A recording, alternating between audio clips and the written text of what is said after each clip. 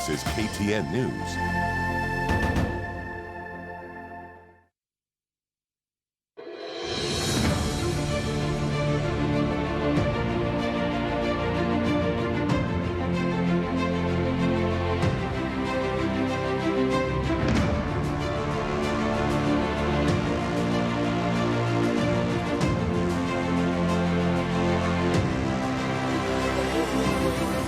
Every year, hundreds flock to the hilly countryside of central Kenya.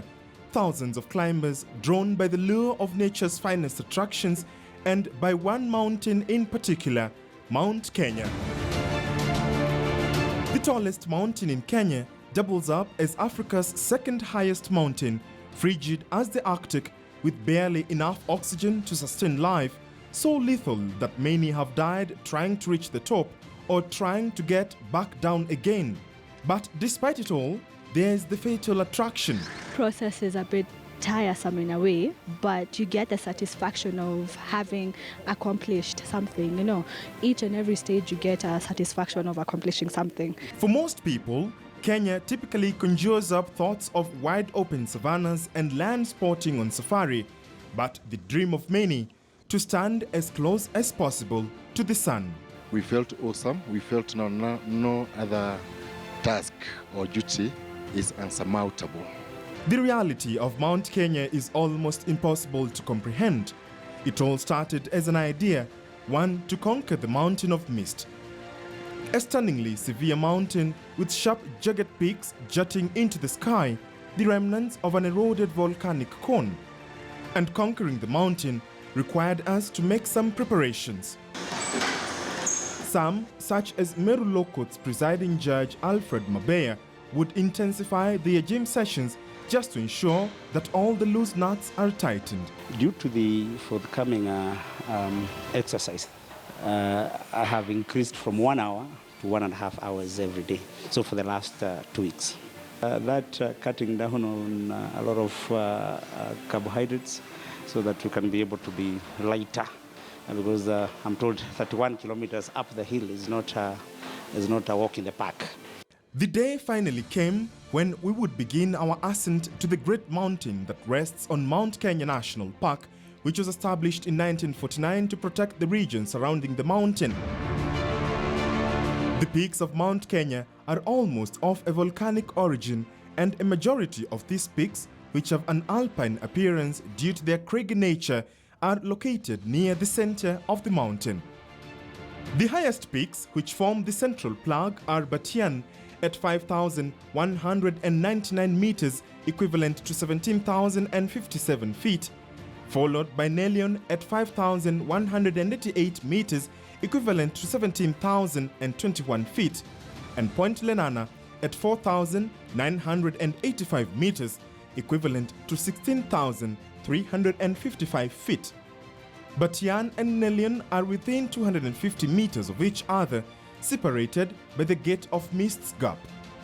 The Batian Peak is named after Batian, the chief medicine man or Lebon of Maasai when Europeans first discovered Maasai land. Nelion is named after Nelieng, the brother of Batian. Lenana Peak is named after Lenana, the second son of Batian and next chief medicine man. Lenana was the medicine man at the time of first ascent of Batian. There are 8 walking routes commonly used by climbers to the main peaks. Starting clockwise, they are Meru, Chogoria, Kamweti, Narumoru, Burguret, Sirimon, and Timau routes. Of these, the Chogoria, Narumoru, and Sirimon gates are used most frequently, and you would need to pay a park fee to the Kenya Wildlife Service. You need to adequately prepare for the summit, and that means getting special mountain climbing gear such as balaclava, commonly known as a monkey face, sunglasses, thermal t-shirts, normal t-shirts, jumpers, warm jackets, waterproof jackets and pants, thermal pants, warm trousers, waterproof gloves, a pair of ankle-high hiking boots, a backpack, torch, and if necessary, walking sticks. Our ascent would take us to the Lenana Peak, since the 2 tallest peaks on the mountain, Nelion and Batian, require the use of ropes and high alpine climbing experience. This time, we begin our ascent through Cinnamon Gate. So the first leg of the summit begins right here at the Cinnamon Gate, where we will walk for 9 kilometers up to Old Moses, where we will camp for the night. We're told it will take us right about 2 to 4 hours. So join me, George Maringa, as I take you on the journey to the summit. We set off at 4:30 p.m. from Cinnamon Gate, which rests at 2,650 meters above sea level. This was the first day of the 4-day hike. The 9-kilometer stretch to Old Moses Camp is a steep slope where you mostly see green vegetation inhabited by some animals such as baboons and the waterbuck. There are distinct vegetation zones around Mount Kenya which vary according to altitude and aspect. We are told that some of the indigenous trees have existed for centuries.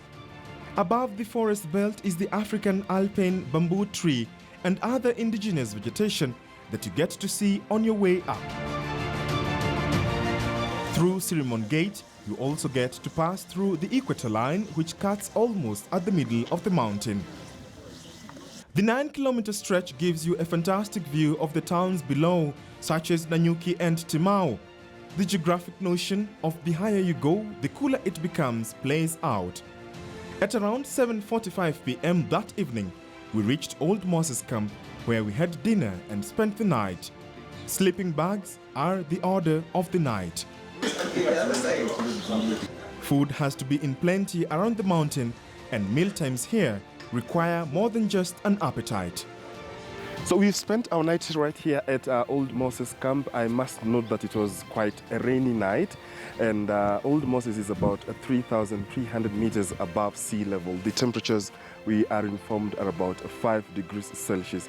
So from here we'll begin our hike to Shifton Camp, where we will spend the night tonight. We're told it will take us close to a whole day because it's a 16-kilometer stretch, and from there we'll begin our summit from tomorrow to Point Lenana.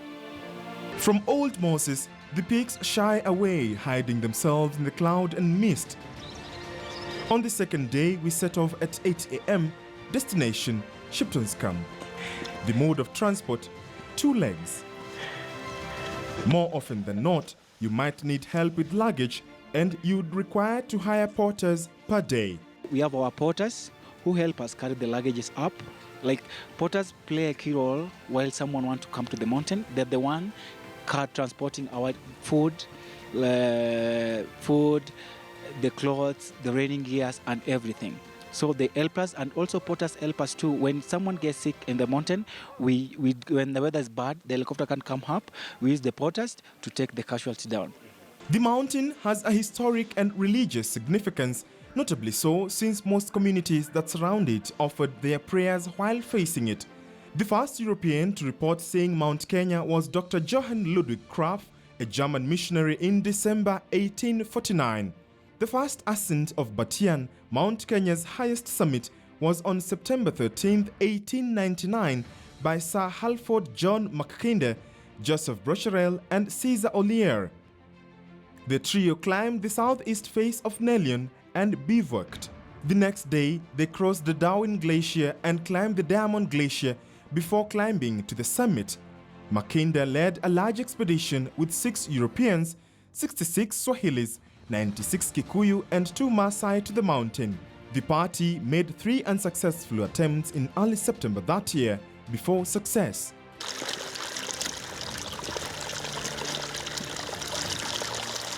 And in the spirit of the first 3 ascenders, we begin our journey.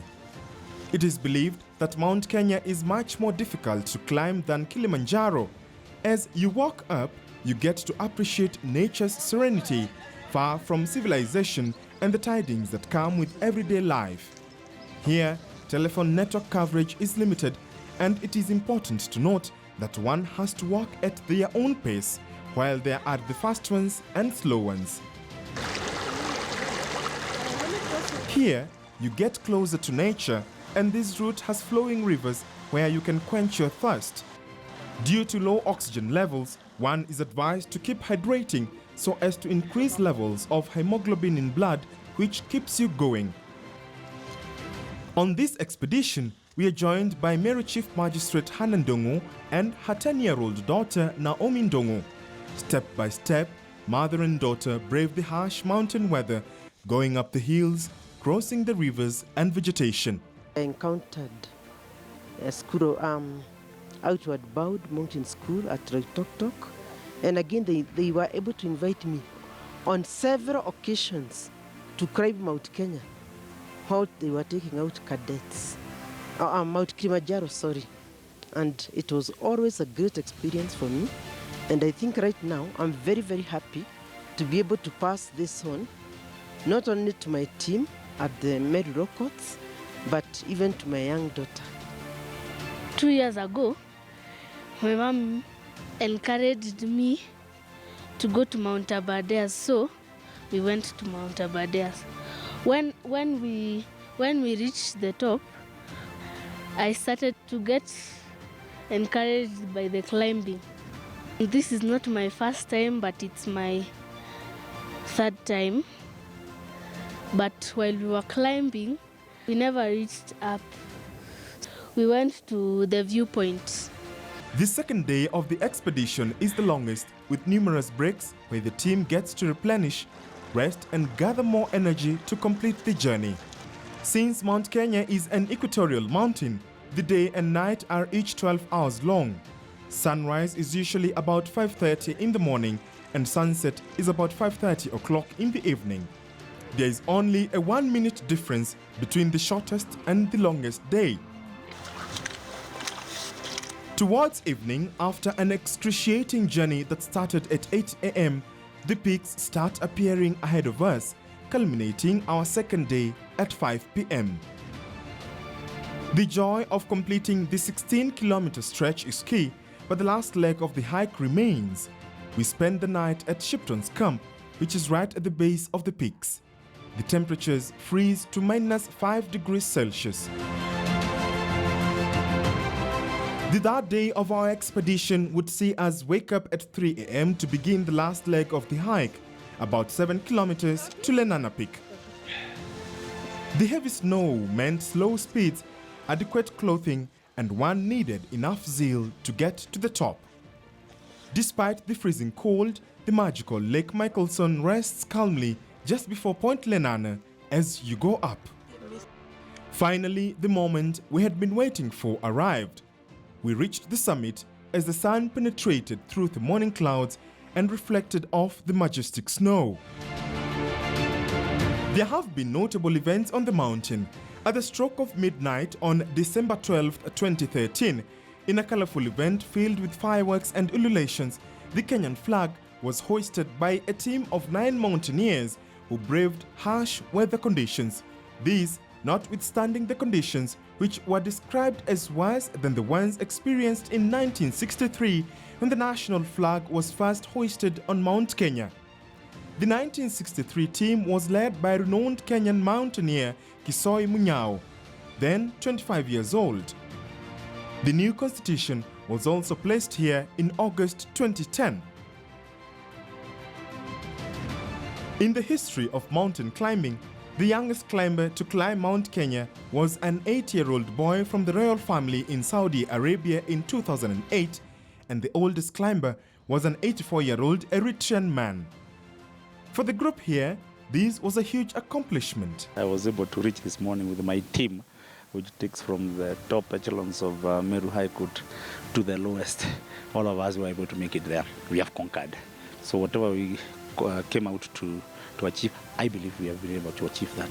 Cohesiveness and also to be able to sample what Kenya gives. I have a knee problem, but I think that is not a limitation. As you can see, I made it all the way to Shifton. And even right now, as we are here, we are already hatching a plan to repeat Mount Kenya, but this time around from Chogolia side, so that we can experience the beauty. Mount Kenya is a very unique place. As you've experienced, snow is everywhere. We've got different types of trees, the indigenous trees.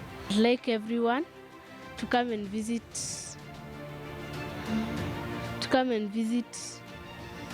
here.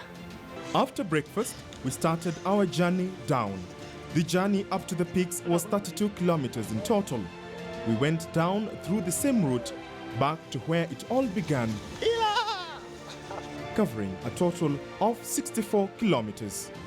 Conquering Point Lenana has been an eye-opener, and as Batian and Nelion stand tall behind me with the snow-capped peaks, it is only a matter of time, and in the words of Eliud Kipchoge, no human is limited.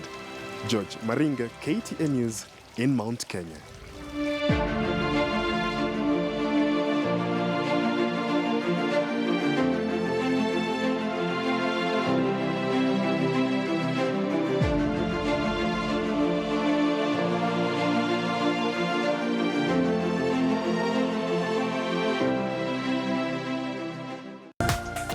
This is KTN News.